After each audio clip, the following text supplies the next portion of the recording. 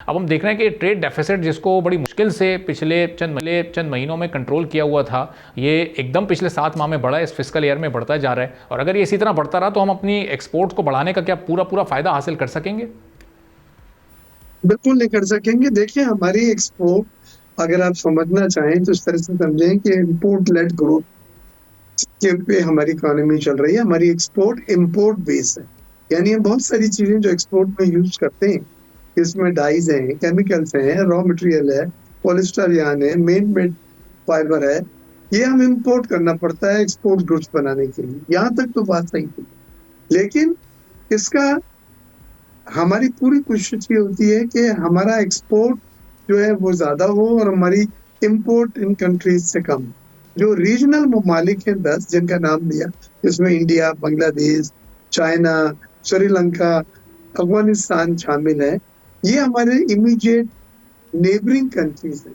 लेकिन इत्तेफाक की बात आप ये देखें कि तमाम ममालिक में हमारी जो उनसे हम इम्पोर्ट करते हैं वो बढ़ी है, और उनको हम जो एक्सपोर्ट करते हैं वो कम हुई।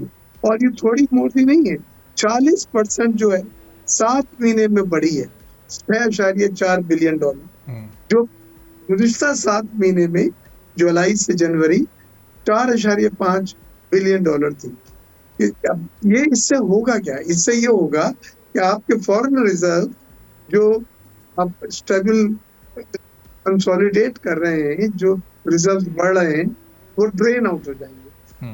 वो आपकी तिजारती खसारा की वजह से वहां चले जाएंगे। इंपोर्ट बिल जो इजाफी हुआ उसको पे करने में वहां ड्रेन आउट हो जाएंगे, और आपके जब जखायर कम होंगे तो रुपये के ऊपर प्रेशर आएगा। जब रुपये आपका फिर टूटेगा, आप 280, 281, 282 कहाँ पे भी खड़ा हो सकता है जाके।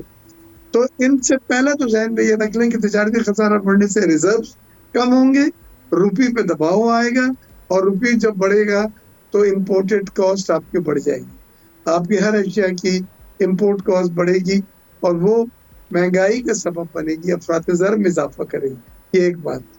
दूसरी चीज ये है कि हम ये देखना है कि इन ममालिक से हम पहले भी इम्पोर्ट करते थे। बांग्लादेश के फिगर को हम कंपेयर नहीं करेंगे क्योंकि वो हाल ही की फिगर है। पहले तो हमारी ट्रेड बांग्लादेश से तकरीबन काफी हद तक होल्ड ऑन थी, लेकिन अब बात बेहतर हुए तो बांग्लादेश को हमने एक्सपोर्ट भी कर रहे हैं, टेक्सटाइल, डेनिम, और हम वहां से इम्पोर्ट भी कर रहे हैं। अफगानिस्तान में हमारे 27% अगर इम्पोर्ट बढ़ी है तो एक्सपोर्ट 14% बढ़ी है चाइना में ही। इसी तरह बांग्लादेश में 28% एक्सपोर्ट बढ़ी है तो इम्पोर्ट 44% बढ़ी है। यानी इसमें कोई रेटा ही नहीं है, इतनी ज्यादा इम्पोर्ट में इजाफा हुआ है।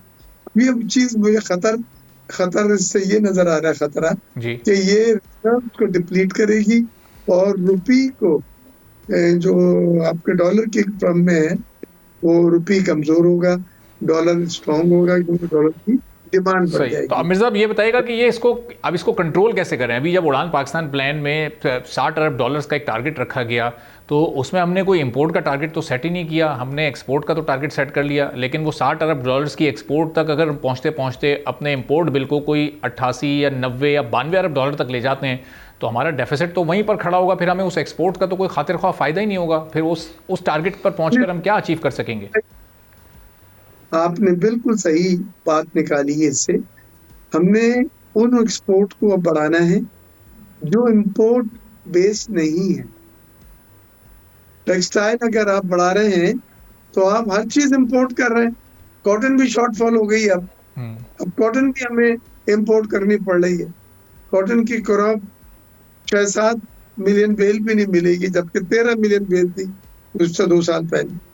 तो ये सब आप इंपोर्ट करेंगे तो आपका इंपोर्ट बिल बढ़ेगा, तिजारती खसारा बढ़ेगा, रिजर्व्स पे डिप्लीट्स होंगे, रुपये के ऊपर प्रेशर होगा। लेकिन अगर आईटी के ऊपर आप कंसंट्रेशन करें या एग्रीकल्चर की एक्सपोर्ट है, राइस है। अभी मैं स्टैंडिंग कमेटी ऑन कॉमर्स की मीटिंग भी अटेंड कर आ रहा हूँ। उसमें राइस पहले में $4 बिलियन एक्सपोर्ट किया था, इस बार $5 बिलियन का हम हदफ बात कर रहे हैं। लेकिन कुछ यूरोपियन ममालिक से शिकायतें आई हैं, हैजर्ड रेसिड्यू कंटेंट्स पे। सब्सक्राइब करें और बेल दबाएं ताकि कोई खबर रह न जाए।